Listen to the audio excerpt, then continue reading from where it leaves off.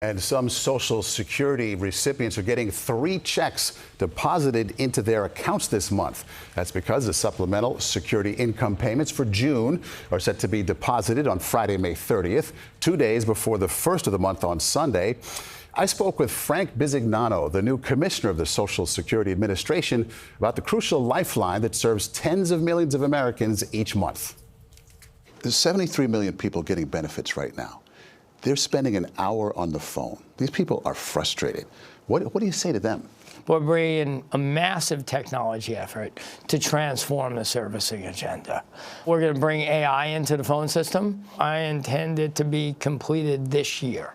You also consider that these are older folks, may not be technology friendly. You're going to make it easy for them? Well, how do you do that? I say we're going to meet our beneficiaries where they want to be. You want to come into a field office, we'll always be there. You want to meet us on the web, we will be there. And when you meet us on the phone, we'll be there.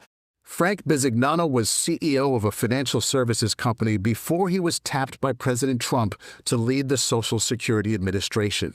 The agency gets 390,000 calls a day.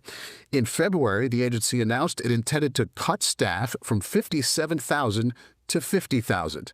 The website for the Department of Government Efficiency has identified more than a dozen field offices for closure. Cutting thousands of staff members and increasing efficiency, you say that's doable through technology? Let's do it through technology and process engineering. Just do them better? Yeah, 100%. Social Security turns 90 this year, but as America ages, the gap between benefit payments and revenue is widening. The Congressional Budget Office estimates that by 2033, the fund used to pay retirement and survivor benefits will be exhausted. We're going to be short. How do you square that? How do you make that work? There's lots of senators that I've heard from that have all ideas about how to fix it. So we need to just go to work on how to fix it. Don't you think they would have come up with that by now if it were as simple as talking about it? Well, I mean, those numbers. There's a big difference between talking and doing. There are millions of people getting ready to retire in the next 10 years. What do you tell them about their ability to receive Social Security down the road? Are they going to be able to get it? Yes. Everybody's committed to Social Security for the rest of time. So grandma and grandpa have nothing to worry about? Nope. Or even a 28-year-old. So Maurice Bisignano said, I heard so reported that he didn't even know this job existed when he was offered it. Is that right? I had no idea. He had to Google it.